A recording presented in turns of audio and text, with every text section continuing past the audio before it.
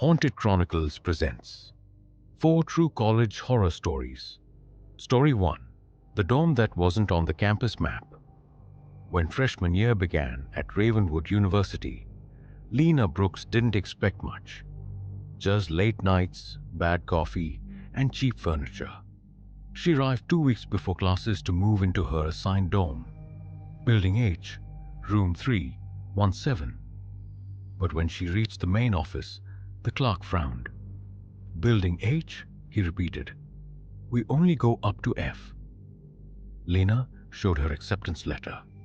It clearly said Building H, Room 317.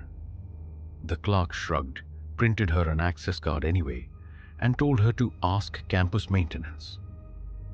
That night, as the sun went down, Lena followed the narrow road behind the art wing. The map on her phone showed nothing past the gym, but the road kept going. At the end stood an old red brick dome with boarded windows and half its name missing. Hadash dash. No lights, no sound, just a flickering lamp above the main door. Her access card beeped green. The lock clicked. Inside smelled of dust and mildew. The lobby furniture was covered in sheets, like the place hadn't been used in years.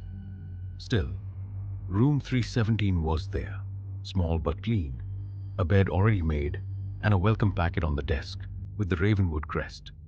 She texted her mom a picture, unpacked, and turned in early. At 2:41 a.m., a knock woke her. 3 slow knocks. "Hello?" she called. Silence. Then a faint dragging sound down the hallway, like someone pulling a bag. The next morning, she mentioned it to the RA. He blinked. "You mean you're living in H?" When she nodded, he said, "That building's been empty since 1998. Fire damage. They never reopened it." She laughed it off, until he showed her the campus housing list. There was no Building H. That night, she went back anyway. Her keycard worked again. Inside, her room looked slightly different. Walls repainted, her belongings gone. Someone else's posters were on the wall. She opened the desk drawer. Inside lay an old student ID, faded and cracked. Lena Brooks, class of 1998. She dropped it and stumbled back, heart racing. In the hall, lights flickered. Footsteps, bare feet, approached from the stairwell. She ran. Down the hall, through the lobby, out the door. Only to find the lamp outside gone. The road overgrown. The sky turning grey.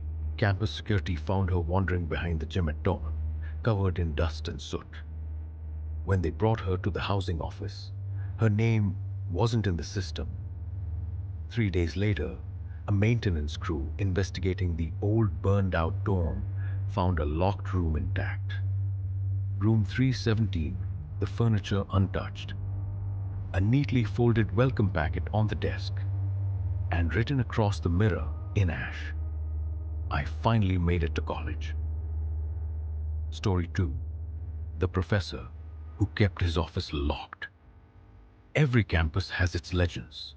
Haunted dorms, cursed buildings, professors who never die. At Hollowgate University, that legend belonged to Professor Charles Harlan, head of the psychology department. For 27 years, Harlan taught the same course, cognitive behavior and the human mind. He was brilliant, eccentric, and obsessive about privacy. His office, room 204, Emerson Hall, was always locked. He told students he graded papers at home, but rumor said otherwise. Janitors claimed they heard typing coming from behind the door long after midnight, even on weekends. One night, a custodian swore he heard whispering 2 voices, though Harlan was the only one assigned that office. Then came Evan Torres, a sophomore journalism major with more curiosity than sense. He'd been writing a feature for the campus newspaper. Faculty Secrets, the hidden side of Hollowgate. Everyone warned him to leave Harlan alone. He didn't listen. It started innocently. He waited after class one day, followed the professor as he left the lecture hall, and noticed something strange. Harlan never turned his office key in the lock. He pressed his hand to the door, whispered something under his breath, and it clicked open on its own. The next night, Evan came back with a camera. He waited until the building was empty, then slipped a piece of tape over the office latch. At 1:12 a.m., he returned. The hall smelled faintly of formaldehyde. He pushed the door open and clicked on his flashlight. The office wasn't what he expected. No bookshelves, no desk, just a small concrete room lined with soundproofing foam and dozens of cassette recorders stacked neatly from floor to ceiling. Each was labeled by date. The earliest one read 1987. The newest was from the night before. He pressed play. Harlan's voice filled the room, calm, slow. Test subject 47. Cognitive loop complete. Host compliant. Voice integration successful. Then, a second voice identical to his repeated the line in unison. Evan's flashlight flickered. He turned toward the back wall, where something shimmered faintly in the beam. A mirror. He moved closer, but the reflection wasn't his. It was Harlan, older, paler, eyes sunken, standing inches behind him. Evan spun around. No one there. The recorders all clicked at once, their spools turning in sync. Harlan's voice filled the room again. Test subject 48 confirmed. Evan ran. He didn't stop until he was outside in the freezing air. The next morning, he told his roommate everything and showed him the tape recorder he'd grabbed on his way out. But when they played it, it was blank, except for the last 5 seconds, where a quiet voice whispered, "You shouldn't have looked." A week later, Professor Harlan retired without notice. His office door was sealed, records removed, nameplate gone.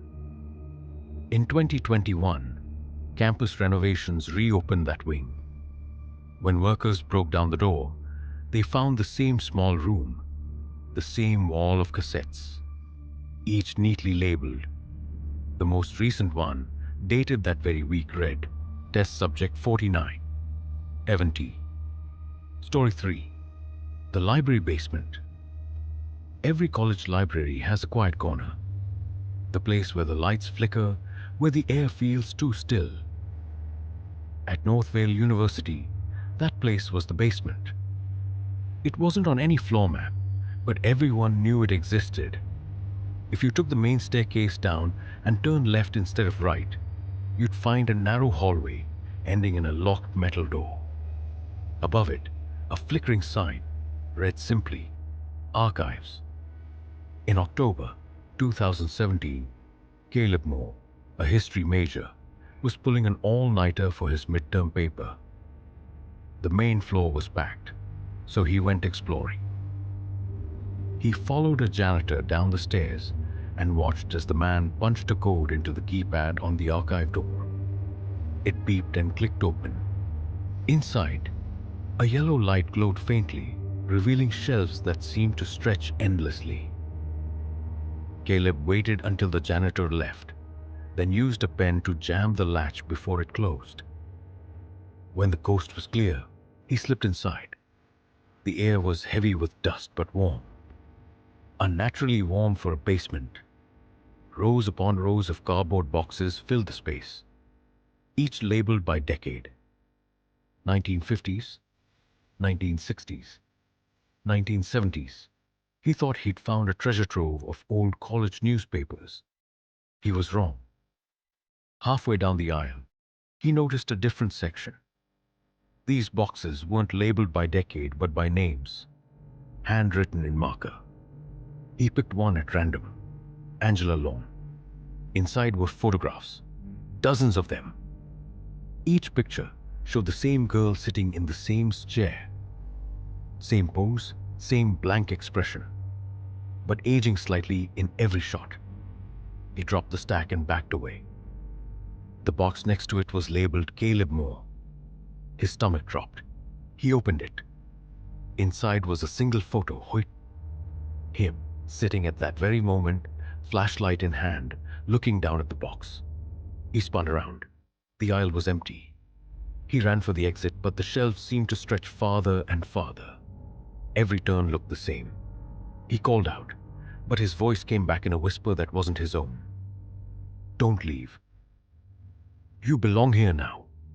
He ran until his legs burned, then saw a staircase he hadn't noticed before. A narrow metal spiral leading down. Down, not up. The whisper followed. One more floor. When security found the door ajar the next morning, Caleb's backpack and laptop were sitting by the entrance. The last camera footage showed him entering the basement at 11:42 p.m. He never came out. 2 weeks later, a new label appeared on one of the boxes, written neatly in black marker. Moore, Caleb. Archives complete. Story 4. The roommate who never checked out. Every fall, thousands of students move into college dorms across the country. Strangers learning to share small rooms, thin walls, and sleepless nights.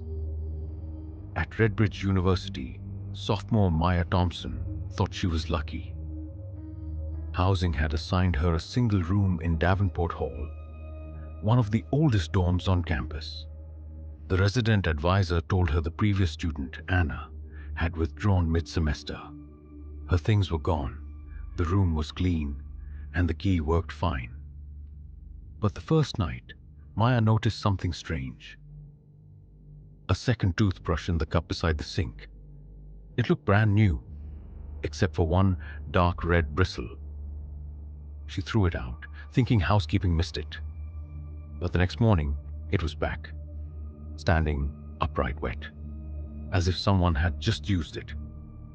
By the third day, she started hearing water running in the shared bathroom at 2:03 a.m. every night, exactly the same time. The pipes hissed, the shower turned on, and quiet humming drifted through the thin wall. She'd get up, knock on the door, and find nothing but steam. Her friends teased her about ghosts, but Maya wasn't laughing when the humming changed. The melody became a woman's voice whispering her name. Maya. She recorded it once on her phone. The next morning, the file was blank. She went to the RA again.